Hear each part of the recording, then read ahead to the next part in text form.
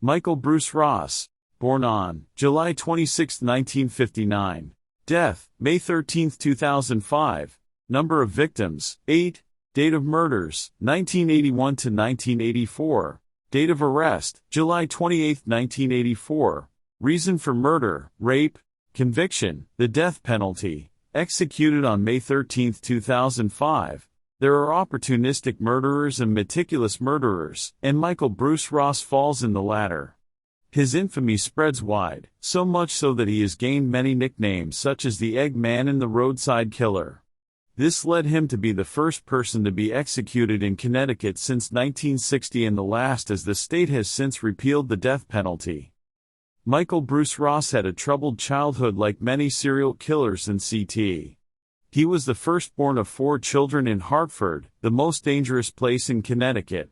Their mother abandoned them, later being institutionalized. Some family members attest that he was a victim of child molestation by his uncle, who later committed suicide. Michael Bruce Ross targeted young girls walking alone along the road or hitchhikers. He narrated how he would lure them to his vehicle before forcefully taking them to a remote place. He would then tie their hands and feet before raping them and brutally murdering them by asking them to turn over on their stomach and choking them to death. He was caught when police were investigating the crimes in the area, and someone identified the vehicle. Police located the people with the car in question and interrogated them.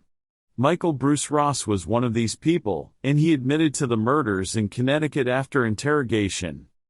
He even went as far as showing the police where he had buried some of the bodies. He was sentenced to death, and his execution was carried out on May 13, 2005.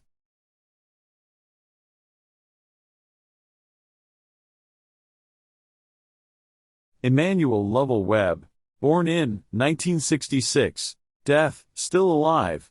Number of victims, 4. Date of murders, 1990 to 1994. Year of arrest, 1994. Reason for murder, rape. Conviction, 20 years. Released in 2001 on parole. He was later sentenced to 60 years in Connecticut in 2008. Also called the Bridgeport Killer or the East End Strangler, Emmanuel Lovell Webb was an ordinary man with a routine and a job as a security guard. This is an interesting case because they did not solve it like many older cases, making him a famous serial killer in Connecticut. Instead, technology use was heavily in play. At the time, Emmanuel Lovell Webb was not a suspect and was not linked to any of the murders. He did not dispose of the bodies far from where he lived. He was only caught for the murders after violating his parole, and the detectives matched his DNA to the 4 crime scenes.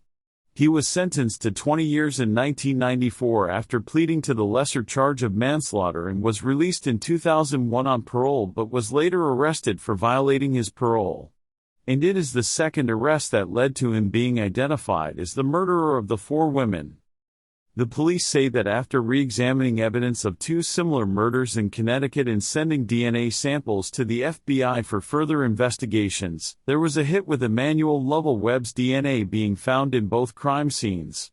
The detectives later sent 2 more DNA samples to the police, which positively identified Emmanuel Lovell Webb's DNA in all the crime scenes. Emmanuel Lovell Webb was charged with 60 years for murder and rape and is still serving his time.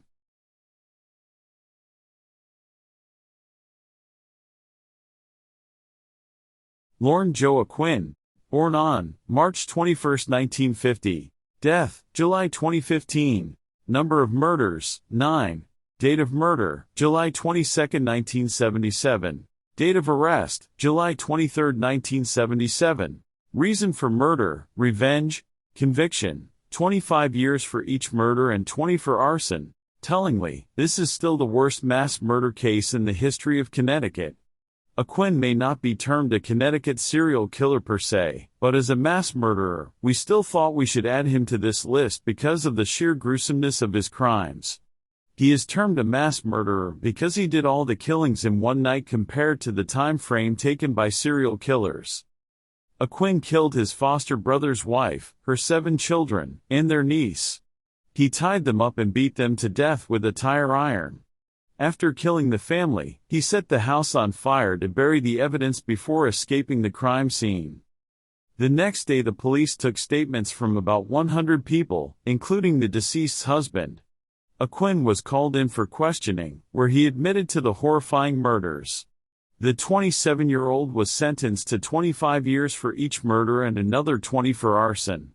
He told the police the reason for the murders was revenge but was never clear about who his hatred was directed to. He died in July 2015 before answering this question and was buried with his secret.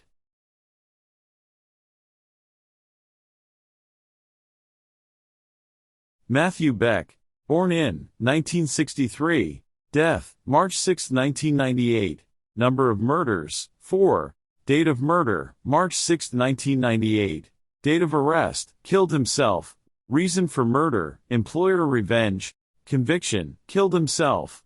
Matthew Beck carried out one of the saddest and most vindictive mass murders in Connecticut history. This was just an ordinary man who came back after a 4-month stress-related medical leave to find that things at work had changed. He worked at the Connecticut lottery office for 8 years only to come back to find that he was demoted and his back pay request rejected. Matthew went to the Connecticut lottery offices on March 6, 1998, with a shotgun and a hunting knife. He executed 4 of his immediate bosses before shooting himself in the head.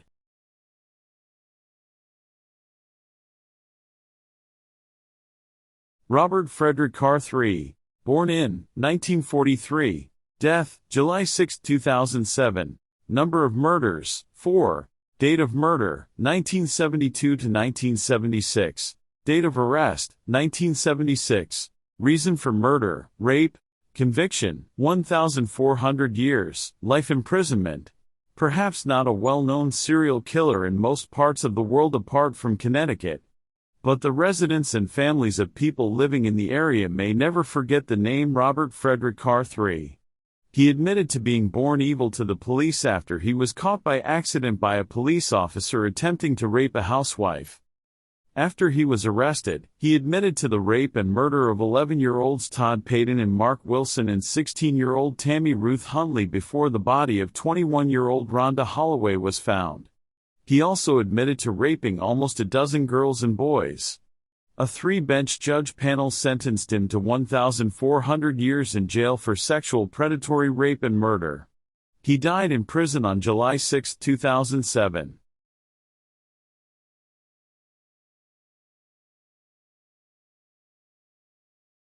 Richard Tobias Delage, born in 1954, number of murders 2, date of murder July 29, 1960, November 15, 1969, date of arrest October 3, 1975, reason for murder random shootings, conviction, plea bargain to 20 years maximum on September 9, 1976. Serial killers often have profound and twisted motives for their killing sprees. However, you cannot say this about Richard Tobias Delage, who seemed to have killed random women for no reason at all. He committed his first murder when he was 15 years. He shot and killed a 29-year-old school teacher using unusual Swedish ammunition in her car. He also shot and killed a 23-year-old girl in her car with the same Swedish ammunition 9 years later. But he failed to kill another young lady 6 years later after shooting her in her car. He then checked himself to a hospital where the police found him. On September 9, 1976, he was offered a plea bargain for manslaughter, where he spent 20 years.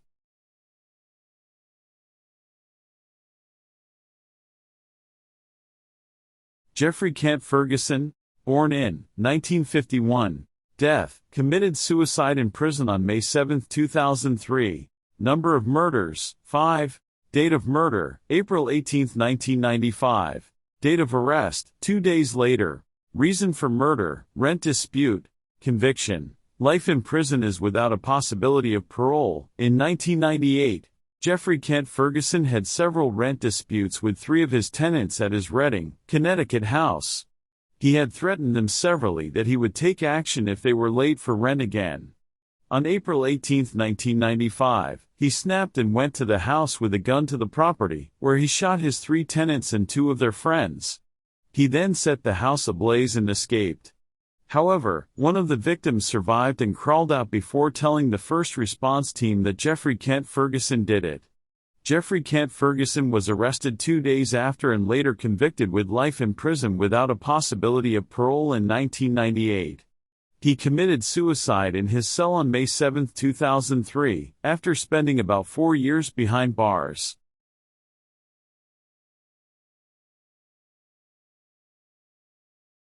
Stephen Joseph Hayes, born on May 30, 1963, number of murders, 3, date of murder, July 23, 2007, date of arrest, same day, reason for murder, home invasion, conviction, sentenced to death on December 2, 2010. Some serial killers like Robert Frederick Carr III say they were born evil, but others like Stephen Joseph Hayes don't care. In a 7-hour ordeal where he and his partner killed and raped a wife and her 2 children, they seemed almost excited about what they did. What was initially a home invasion by Stephen Joseph Hayes and his partner Joshua A. Komisarjevsky, where they said no one was going to get hurt, quickly escalated to a gruesome crime scene. They tired down the husband before proceeding to tire up the wife and the kids in their respective rooms. When the haul they found did not certify them, they decided to take the wife to the bank to withdraw $15,000 early that morning. The wife told the bank teller what was going on, and she called 911. However, by the time the police arrived at the victim's residence, they found that the 2 criminals had raped and killed the mother and her 2 daughters before setting the house ablaze. The husband was the only survivor who escaped and went to his neighbor to find help. Joshua A. Komisarjevsky and Stephen Joseph Hayes were arrested later a block away from their crime scene smelling of gasoline. They were both given death sentences.